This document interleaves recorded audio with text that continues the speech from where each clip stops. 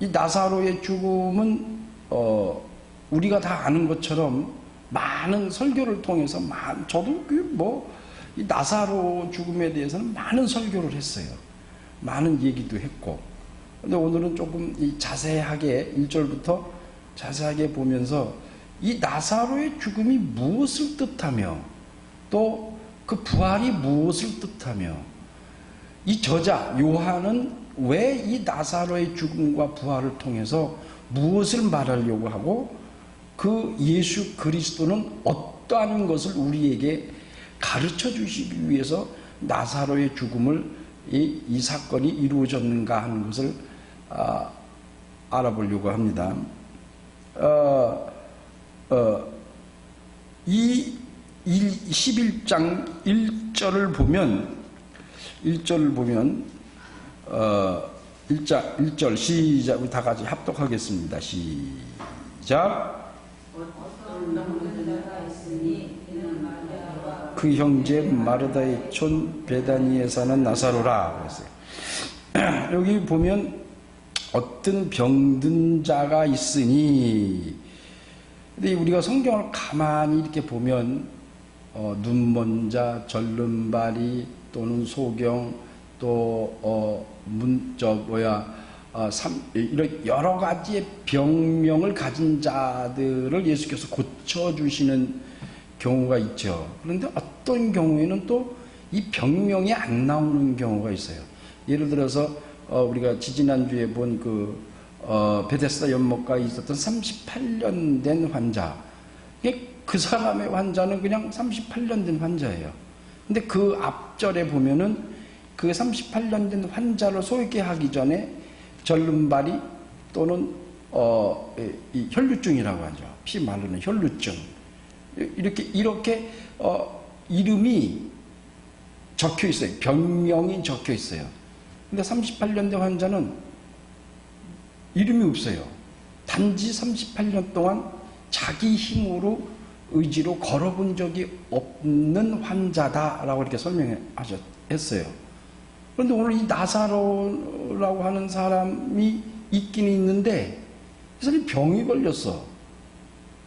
병이 걸렸는데 병명이 없어요. 병명이 없고 어떤 병든 자가, 이 사람이 누구냐면 나사로예요.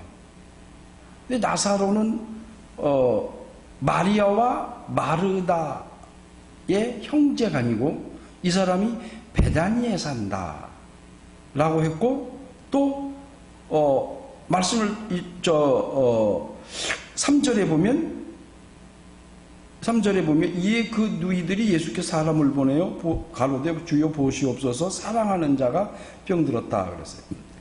그러니까 이것을 1절부터 3절을 보면 나사로는 병이 들었는데 병명이 없어요.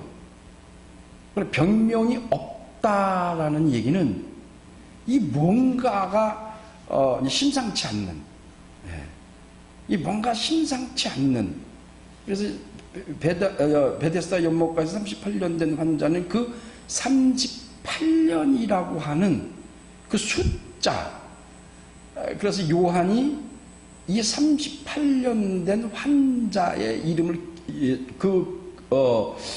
단어를 여기다가 성경에다가 기록한 이유는 그 이스라엘이 광야에서 호렙산에서 가나안 땅에 들어가기 전까지니 38년 됐거든요. 그 38년이라고 하는 것은 하나님의 말씀을 법을 받았어요. 그러니까 그 이전 호렙산 이전에는 이스라엘 백성이 하나님 앞에 말씀을 법을 받은 적이 없어요. 그런데 이제 호렙산에서 하나님의 말씀을 받았어요. 그리고 나서 그들이 38년 동안 무엇을 느꼈느냐 하면 그 법을 지킬 수 없는 죄인이라고 하는 것을 깨달았다는 얘기죠. 그러니까 이 38년이라는 것은 이스라엘 사람들에게서는 자기들이 죄인이다라고 하는 것을 알 수 있는 기간입니다. 그 기간이. 그러니까 이 38년이라는 것은 죄인이란 뜻이에요. 그러니까 죄로 인하여 죽어야 되는, 또 그 죄로 인하여 죽을 수밖에 없는 그런 환자다라는. 그러니까 병들었다 이 소리예요. 38년 동안 죄로 인하여 이스라엘이 병들었다라고 하는 의미를 가지고 있어요. 근데 여기 나사로는 병이 들었긴 들었는데 그 병명을 몰라요. 근데 뭐라 그랬냐면 죽을 병이다. 죽게 되었다. 굳이 나사로의 변명을 붙인다면 죽을 병이에요.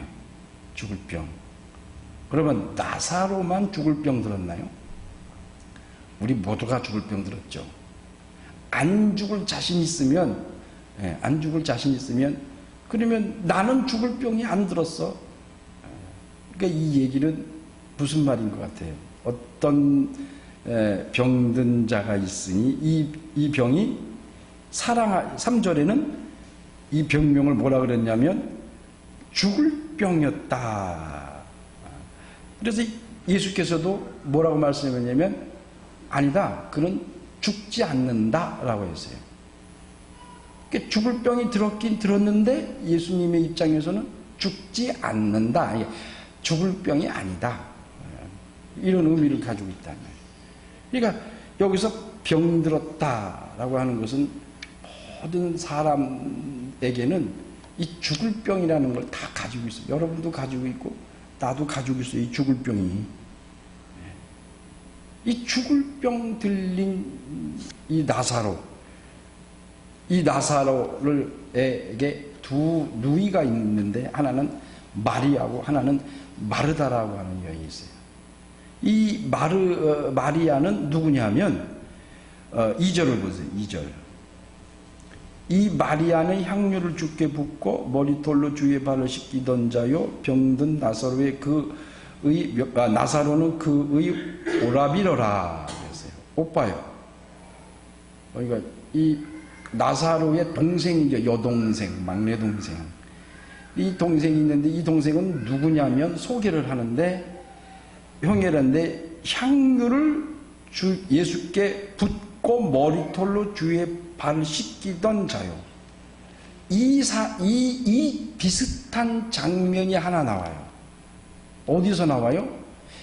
문둥병 걸린 시몬의 집에서 예수님이 그 집에 식사하러 들어가셨을 때에 그 동네에서 죄인이다라고 칭하는 여자가 와서 예수님 발에다가 향유를 붓고 눈물로 닦고 향유를 부었던 사건이 있어요. 근데 그 사람과 이 사람은 다른 사람이에요. 이 사람은 누구냐면 그 장면에서는 그 사건에서는 그 여인을 소개할 때 그냥 죄인이다. 그러니까 사회적 그 문화 그 마을에서 그냥 죄인이다라고 낙인을 찍어버린 사람이에요. 그러니까 그 여인의 이름이나 직업 모든 것이 나오질 않아요. 그냥 죄인이지. 우리도 모르게 우리의 관념과 생각, 이 분위기로 주홍글씨, 옛날에 그 영화에 보면 주홍글씨라는 거예요. 죄를 짓지 않았는데 그들이 생각하는 죄요.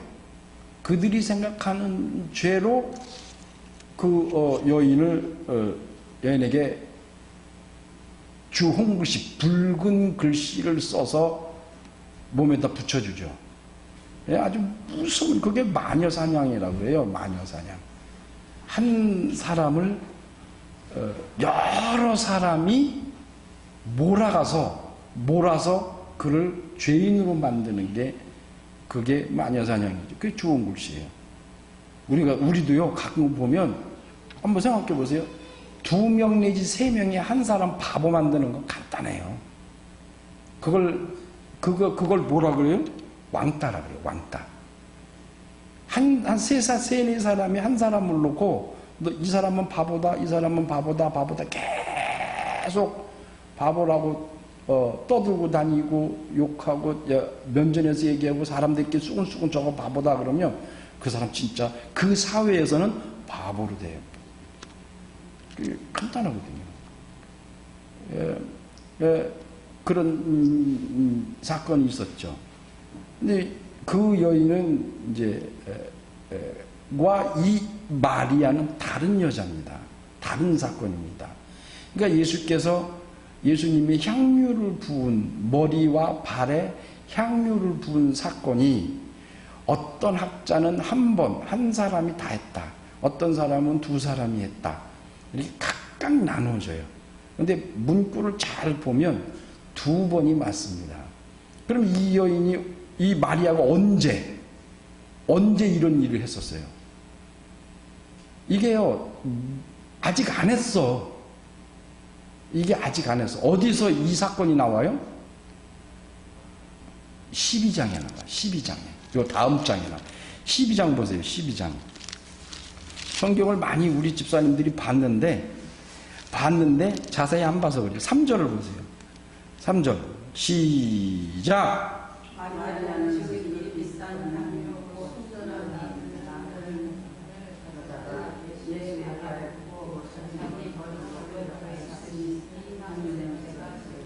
네. 근데 사건은 나사로가 다시 살아난 다음 시간이 조금 흘렀어요. 조금 흐른 다음에 그 베다니 나사로의 집에서 잔치를 베풀어요. 잔치를 베푸는데 예수님을 위하여 잔치를 베푸는 그 자리예요.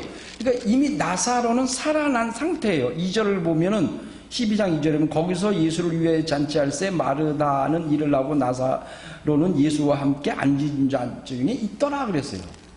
11장에서는 나사로가 병들었고 이제 죽어요. 그리고 예수께서 오셔서 그를 다시 살려요. 그런데 지금 이 얘기는 죽지도 않았어. 아직 병들어 있는 상태인데 이 요한이 나사로가 12장 요 다음에 있었던 사건을 앞에다 끄집어들여다가 여기다가 설명을 해요. 여러분 이거 성경을 보면 우리가 이런 것도 잘 봐야 돼요. 왜 이랬을까? 왜 아직 이루어지지 않는 사건을 왜 앞에다가 설명을 했을까? 왜 앞에다가? 그러니까 이 이유는 간단해요.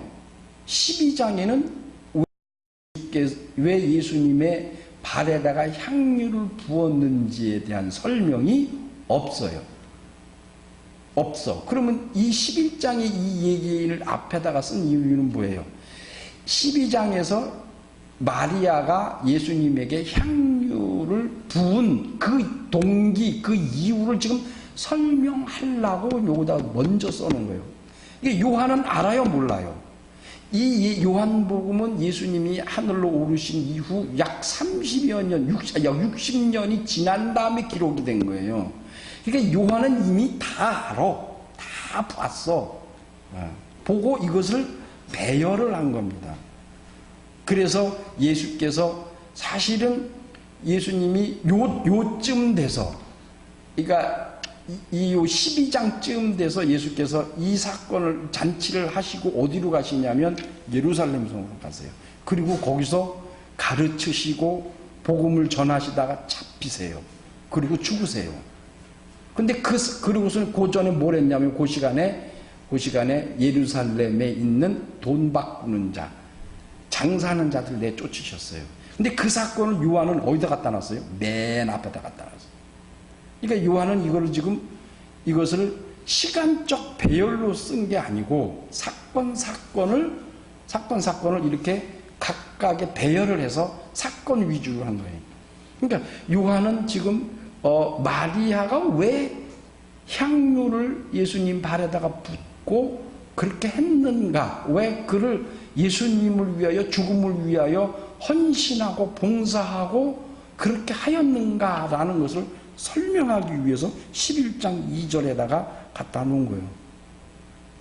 그러니까 왜 마리아가 이렇게 예수님을 사모하고 헌신하고 그를 아끼고 사랑하고 그가 가지고 있는 모든 것을 다 들여 이렇게 주님을 위하여 헌신했는가 하는 것을 이제 예수님이 설명을 하는 거예요.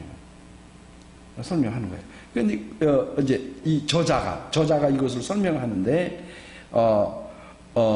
우리 3절 3절 다 같이 시작.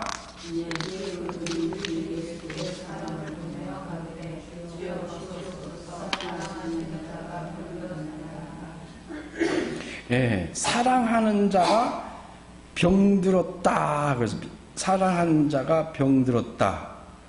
이 사랑하는 자가 병들었다라는데 이 설명을 4절, 5절을 해요. 제가 읽을게요.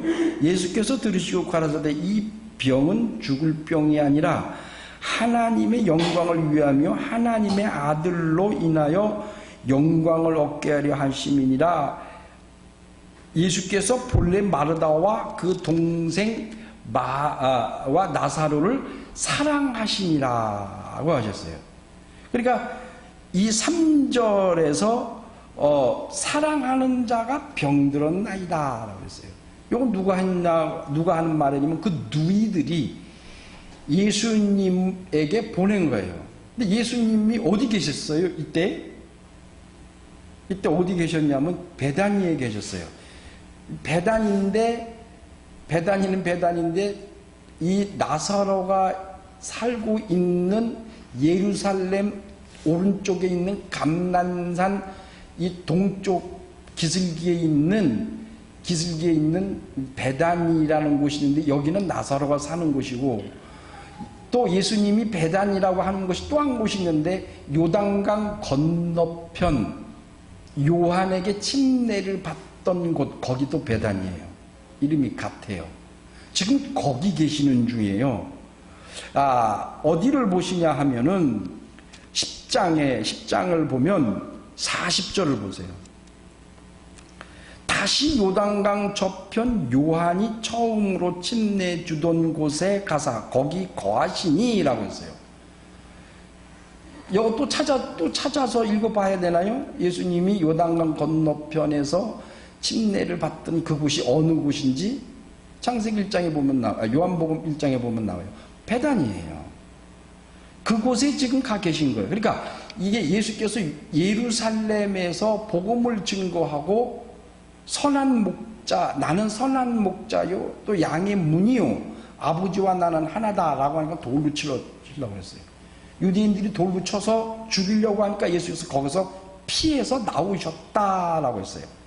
39절에 보면 10장 39절에 저희가 다시 예수를 잡고자 하였으나 그 손에서 벗어나 나가시니라. 그리고 이게 어디로 가신 거예요? 요단강 건너편으로 가신 거예요. 그러니까 그 얘기를 이 나사로의 누이들이 그 얘기를 듣고 사람을 보낸 거예요. 어디로 보냈냐면 이 예수님이 계신 요단강 건너편 베다니로 보낸 거예요. 그 베다니와 이 요단강과 나사로의 고향 이 베다니는 약 이틀 정도 걸릴 수 있는 걸음.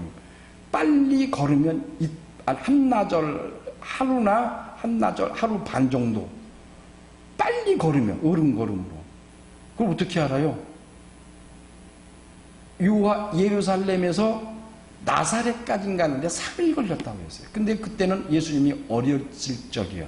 그리고 많은 사람이 식구가 같이 갈 때고 3일 걸렸어요. 그러니까 예루살렘에서 갈릴리까지 걸어가면 3일 걸려요. 그것도 빨리 천천히 많은 식구들이 걸어갈 때는. 그런데 어른이 한 번에 단숨에 걸어가면 절반이면 하루 반이면 걸어간다. 그래서 예수께서 나사로가 죽었다라고 하는 것 들으면 이틀이 지난 이후에 출발하셨어요. 그리고 와서 나사로가 장례식장에 딱 베다니 와보니까 나흘째 되던 날이다라고 했어요.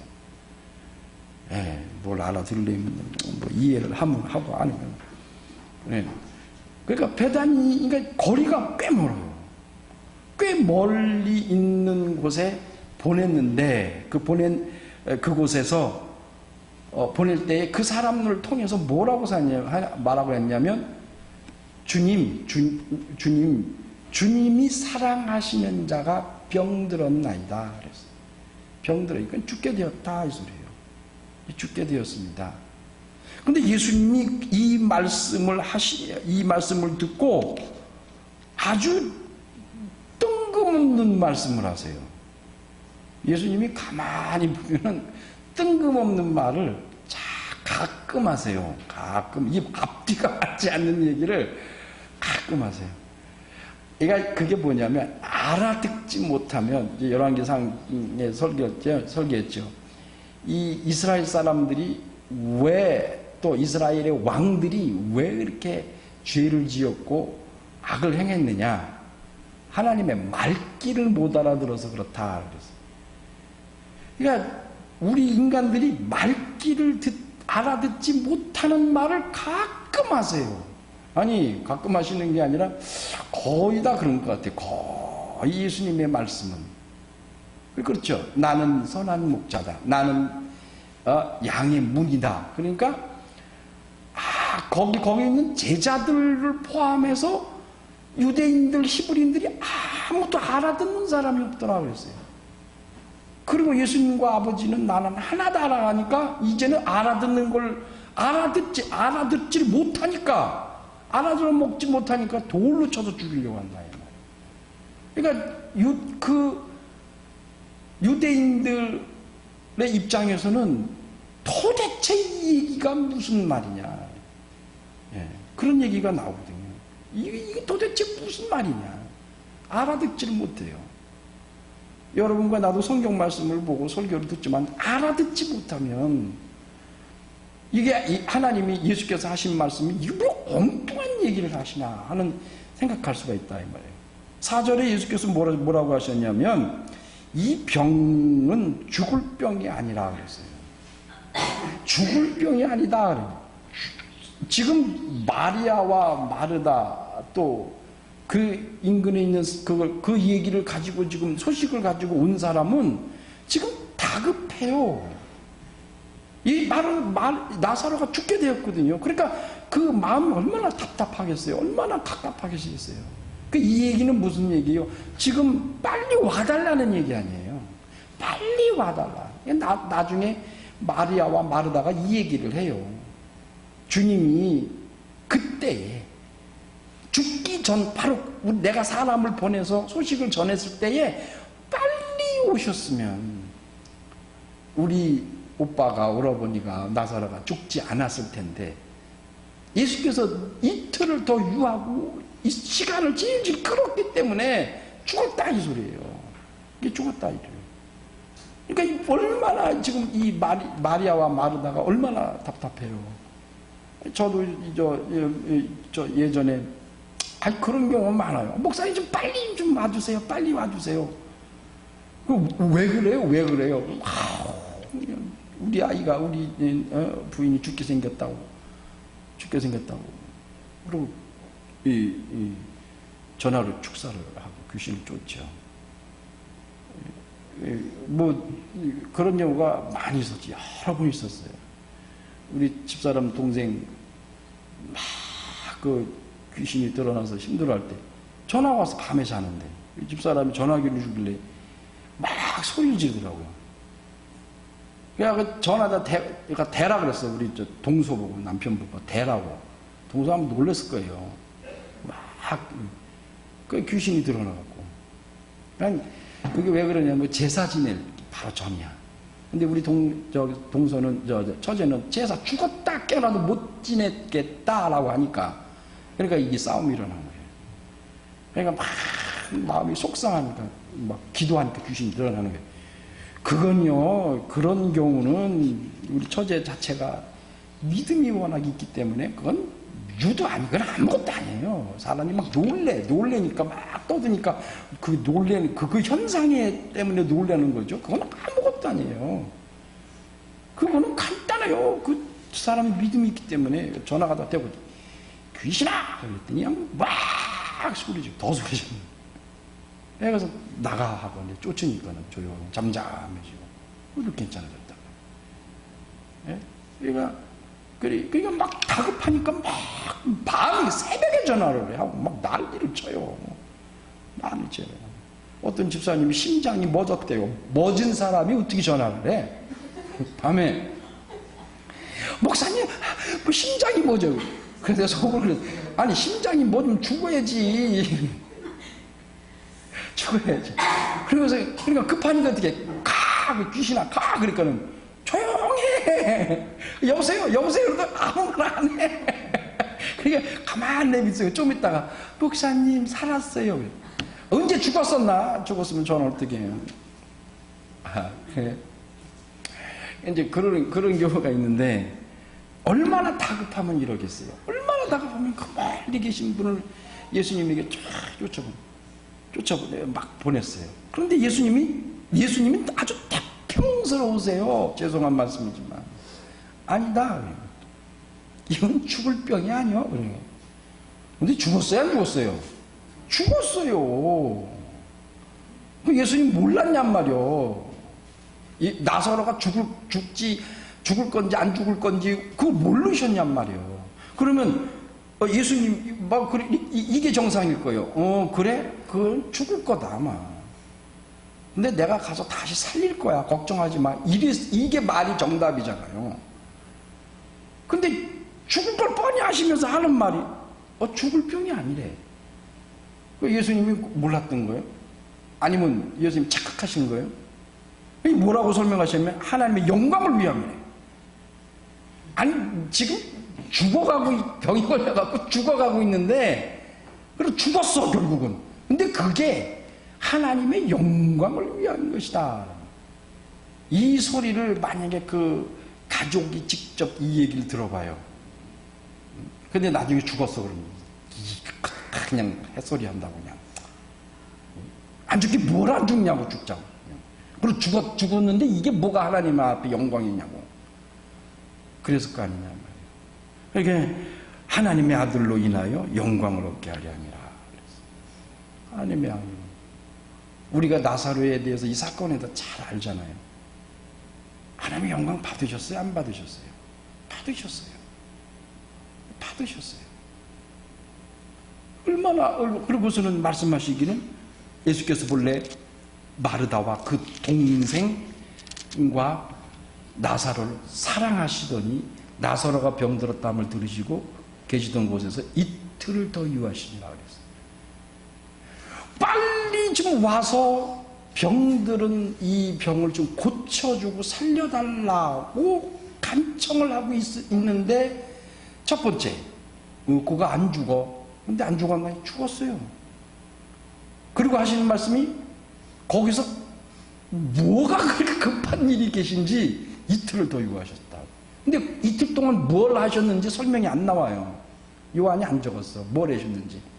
내 생각에는 갈릴리 바다에다가 물 담그고 거기서 해수욕 하셨는지 아니면 그 베다니 사람들하고 잔치하면서 떡을 잡수셨는지 뭘 하셨는지 고기 잡으러 낚시를 하셨는지 뭘 하셨는지 이틀 동안 유하고 계세요. 여러분 이거 나는 성경 볼 때마다 이게 왜 이틀을 더 머무셨을까 하는 생각이에요. 그런 생각 안 드세요? 마치 저는 죽을 때까지는 기다리지. 그냥 죽었잖아요. 예? 그러니까 죽을 때를 기다리고 계시지 않을까. 죽을 때를 기다리지 않았을까. 이게 죽을 병 걸려고 숨이 이러는 데를 넘어서서 조금 있어봐 너 죽어. 그래서 딱 죽으니까 이제 가자라고 하시는 거예요. 이제 어디로? 나사로 살리러 가자. 가자라고 하시거든요. 그거 이틀을 있으면 이틀이면요 와요. 요단강에서 베다니까지 올 수 있어요. 근데 이틀을 머무는 바람에 죽었어요. 이건요 예수님이 나사로가 죽기를 기다리시는 것 같아요. 우리가 하나님 앞에 기도하죠. 하나님, 이것 좀 해결해 주세요. 나는 응답이 없어. 그거 해결 못하는 다음에 회사가 빡 부도가 나버렸어. 다 털렸어. 이제 다 거지가 됐어. 그 다음에 주님이 오셔. 너 다 털렸지? 다 끝났지? 지금부터 내가 너를 세울 것이다. 내가 너를 세우리라.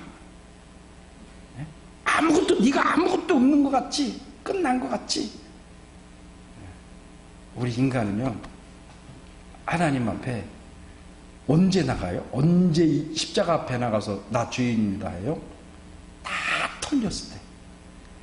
다 털리고 아무것도 남은 것이 없다. 아이고 나 이제 죽었다 하고 손 딱 털면 주님이 잡으세요. 그때 주님이 역사하세요. 우리가 많이 봤잖아요. 나는 내 어머니 또 아버지 저 형님 돌아가시고 너무 그 충격이 커서 난 이제 죽는다라는 생각에 자 기도원에 들어가서 내가 마지막으로 기도한 게 뭐냐면 나 죽여달라 그랬어요. 너무 괴롭고 힘드니까 나 좀 죽여달라. 하나님 나 이렇게 고통 속에서 살게 하시려면 나 차라리 죽는 게 나아요. 나 죽여주세요. 그랬어요. 그리고 딱 놔버렸어요. 그랬더니 하나님이 그 새벽에 나를 확 잡아 이렇게 세우시더라고요. 그 세우시는 게 뭔 줄 아세요? 마음의 평안을 주세요. 그러니까 나 죽는다, 나 죽을 수 있다, 나 죽어야 되는데 이 생각이 싹 사라져 버려요. 그게 싹 없어. 그거 없어지니까 마음에 기쁨이 생겨요. 평안함이 생기더라. 왜 내가 죽을 것 같다, 죽을 수 있다라고 생각했겠어요? 아팠어요? 아니요, 나 건강했어요. 그때 몸무게가요 96kg까지인가, 96kg까지, 94, 5. 이만했어요. 이만해. 진짜 지금도 작은 건 아니지만. 근데 어머니 돌아가시고, 아버지 돌아가시고, 형님 돌아가시고, 장인 돌아가시고. 2년 됐나? 한 2년인가 3년 사이에 4분이 돌아가신 거예요. 이제는 내가 나도 죽을 수 있다 하는 생각, 그 생각이 들면서 처음에는 내 차례인가? 나 조금 있으면요. 나도 죽을 수 있는데? 그 다음에 뭐라고? 나다라는 생각이 들어요. 이게 생각이, 귀신이 우리들의 생각을 점점 깊이 들어가. 그래서 끄트머리 가면, 나 이제 죽는다. 이 생각을 갖게 되더라고요. 그래서 그 죽음의 공포를 이길 수 있는 방법은 뭐니까 내가 견디다 못해서 놔버렸어요. 탁 놓으니까 주님이 나를 딱 잡아주시는데 그 생각이 사라져버려요. 막 사라져버려요. 군에 있을 때 하도 의도 맞아갖고 얼마나 패는지 너무 많이 맞았어요. 그래갖고 내가 이 정신이 휘가닥 돌 뻔했어요. 정신이 휘가닥 돌 뻔했어.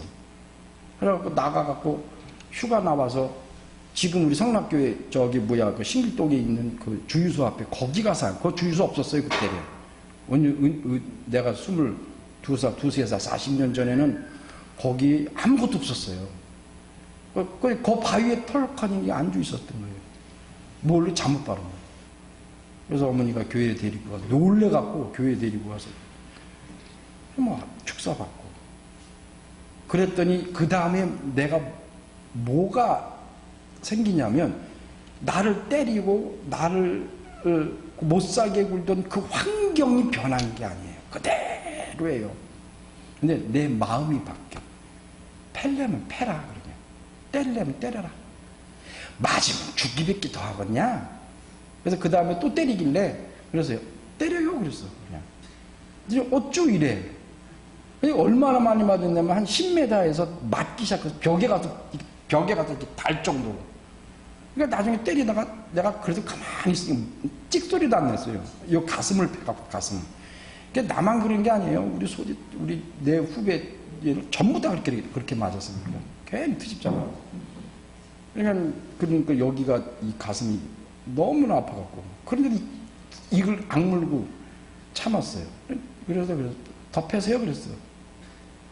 그랬더니 가만히 순간 잠깐 날 쳐다보더라고. 그들이 가더라고요. 그 다음부터 안 때리더라고. 그러니까 몸은 아픈데 마음은 편해. 죽으면 하나님 곁으로 가면 되니까. 그러니까 우리가 마지막에 탁 내려놓으면, 내 것을 딱 내려놓으면 하나님이 붙으세요. 근데 그게 마음의 평안이에요. 마음의 평안. 큰 집에서 좋은 차에 돈 많은 사람이 그 재물을 가지고 그 두근두근 괴로운 마음보다 아무것도 없어도 마음이 평안하면 그게 기쁨이고 즐거움이에요. 그게 주님이 응답인 것 같아요. 여기 오늘 이 말씀에도 나사로가 죽었다. 예수님이 참 왜 그러셨는지 이틀을 유아 더 하고 기다려졌다. 그러니까 죽음을 기다리신 것 같아요. 그러니까 이게 뭐냐면 나 지금 이것이 필요합니다. 하나님 나 이것 좀 해결해 주세요 해도 응답이 없으세요. 근데 그걸 탁 놔버리면 아무것도 없이 탁 놔버리고 완전히 바닥에 쳤을 때에 그때에 하나님 오세요. 주의 응답이 오세요. 주님 응답 오세요. 그러니까 우리가 원하는 사람이 원하는 때와 하나님이 정해져 놓은 때가 달라요. 그 우리의 기도가 뭐냐면 하나님이 때에 나를 맞출 수 있도록 해달라 하는 게 그게 기도예요. 그러니까 이 마리아와 마르다는 지금 당장 와달라는 게 다급해요. 근데 주님은 느긋하세요. 뭘 하셨는지, 고기를 잡으러, 낚시를 잡으러 가셨는지, 떡을 잡수셨는지 한두 시간도 아니고 이틀을 더 거기서 유했다. 그러니까 예수님은요 단 한 번도 당신의 뜻대로 당신의 때에 맞춰서 시간에 맞춰서 행하신 적이 없어요. 모두가 처음부터 끝까지 이 세상에 오시는 그 시간과 그가 행한 모든 것이 다 하나님 아버지의 때 시간에 맞춰서 하신 것이지. 그래서 죽으실 때도 그래 예수께서 마리아에게 말씀하시기를 어머니 마리아에게 하는 여인이요 내 때가 이르지 않았다. 아버지가 내게 정해주신 그 때가 이르지 않았다. 이 세상에 다시 주님이 오시는 그 날도 예수께서 나는 모른다. 모른다는 말이 이 흑백이 아니에요. 모른다는 말이 나는 아무것도 모르는 나는 무식한 사람이 모른다 이게 아니에요. 내 권한에 있지 않다 이 소리예요. 내 권한에 있지 않다. 권한에 관한 문제예요. 이게 예수님은 그때도 아버지가 정하신 때에 오실 분이세요. 그러니까 이 말은 나사로가 죽고 그리고 다시 살아나야 할 때가 있다 이 소리예요. 그 때를 기다리시는 거예요, 주님이. 그러니까 예수님이 그 말이 맞아요. 나사로가 죽기를 기다리신 거예요. 그래야 하나님의 때가 오고 그 때에 가서 그를 다시 살려내야 그래야 하나님 앞에 영광을 돌릴 수 있다. 그리고 나서 뭐라고 말하시냐면 그 후에 7절에 그 후에 제자들에게 이르시되 유대로 다시 가자. 유대로 다시 가자. 유대로 다시 가자. 지금 유대로 다시 가자. 그러니까 제자들이 화들짝 놀래갖고 8절에 제자들이 말하되 랍비여 방금도 유대인들이 돌로 치려 하였는데 또 그리로 가시려고 합니까? 그래서 8장 59절과 10장 31절에 읽어보면 유대인들이 돌로 치려고 했어요. 예수께서 아버지와 나는 하나다라고 말을 하니까 이 유대인들이 돌로 치려 했고 거기서 빠져나오셨어요. 그러니까 이 사건도 10장 31절에 보면은 잡으려고 했고 돌로 치려고 하니까 빠져나오셔서 지금 요단강으로 오셨는데 여기서 말씀하시길 다시 가자라는 거예요. 예루살렘으로 다시 가자라는 거예요. 다시 가자요. 근데 왜 예수님이 유대로 가자 그러세요? 질문. 어디로 가야 돼요? 네? 어디로 가셔야 이게 정답이에요? 베다니로 가야죠.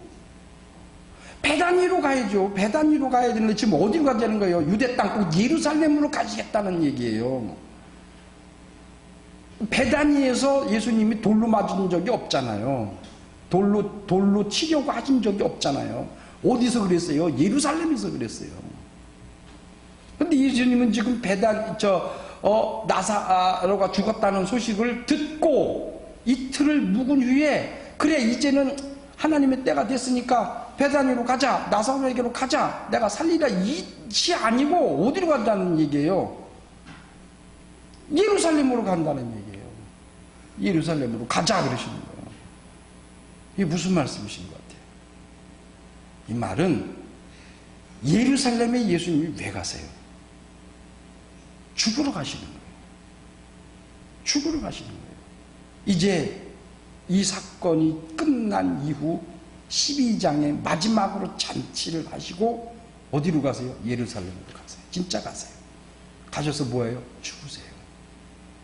그러니까 예수님이 이 말씀은 내가 예루살렘에 가서 죽어야, 유대 땅에 가 죽어야 누가 산다는 얘기예요. 나사로가 산다는 얘기예요. 그래야 나사로가 산다는 얘기예요. 그 나사로는 누구라 그랬어요? 사랑하는 자다라고 했어요. 사랑하는 자. 나사로가 살 수 있는 길은 내가 예루살렘에 가서 죽어야 된다라는 말이에요. 그 말씀을 하시고 예수께서 어디로 실질적으로는 어디로 가셨어요? 베다니로 가셨어요.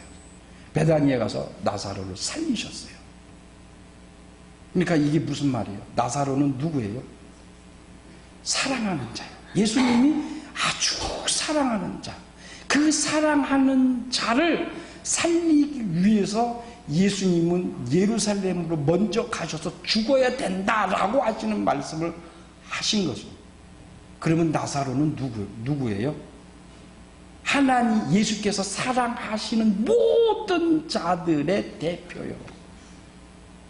그 나사로는 한 사람이 아니에요. 예수님이 사랑하는 모든 자를 가리키는 거예요. 그 모든 자, 나사로를 포함한 모든 사랑하는 자를 살리기 위해서는 예수님이 어떻게 해야 되는 거예요? 예루살렘으로 가셔야 되는 거예요. 근데 예수께서 먼저 나사로를 살리신 것은 약속입니다. 부활에 대한 약속이에요.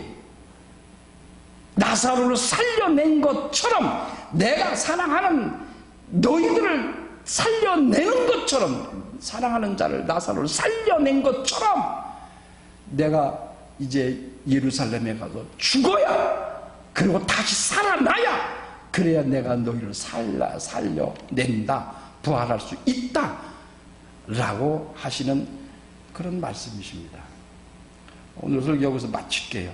뭐 아직 많이 남았는데, 우리 예수님이 사랑하는 자, 그 사랑하는 자를 살리기 위하여 예수께서는 예루살렘에 가서 죽으시겠다라고 지금 그것을 설명하고 있는 말씀이십니다.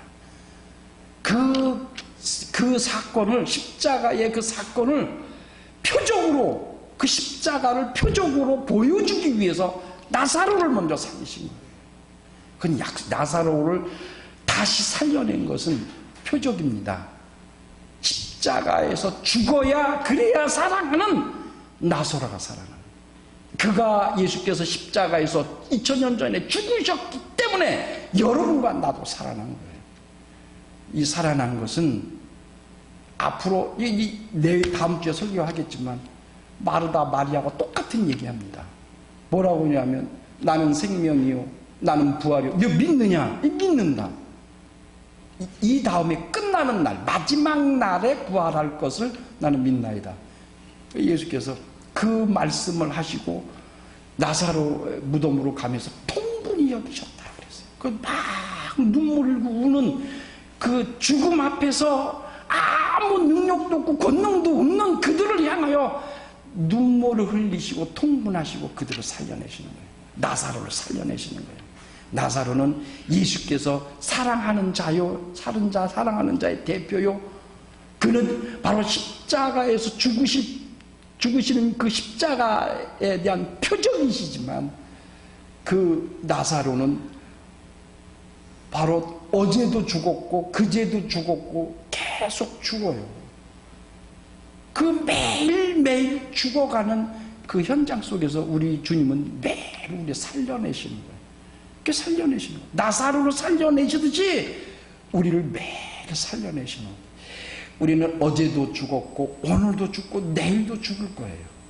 뭐 때문에? 죄 때문에. 그 죄 때문에 우리는 매일 죽어요. 근데 이 주님은 우리를 그 죽을 때마다 우리를 살려내요. 나사로를 살려내시. 나오라! 죽음에서 나오라! 하고 명령하신다. 그 우리는 매일 살아나가는 거예요. 그 살아나려면, 부활하려면 죽어야 살아요. 우리는 매일 죽는 거예요. 그럼 우리 주님은 살려내신다 이 말이에요. 그래서 이거 오늘 제목이 뭐냐면 나사로의 죽음과 부활의 현재성이에요. 여러분, 우리 마지막 날에 주님 이 세상에 다시 오실 때에 부활하는 건 약속입니다. 그건 반드시 이루어질 것이고 이루어졌습니다. 그것이 그때만 이루어지는 게 아니라 우리 삶 속에서, 오늘 우리 삶 속에서 그 부활의 능력이 계속 나타나야 돼요. 무엇으로? 믿음으로. 예수 그리스도를 믿고 하나님을 믿는 그 믿음으로 우리는 매일 살아나야 돼요. 매일 살아나야 돼요. 그 부활의 능력이 여러분 한 주 동안, 이 한 주 동안에도 그 부활의 능력으로 살아나가시고 또 승리하는 여러분 되시길 예수 이름으로 축원합니다.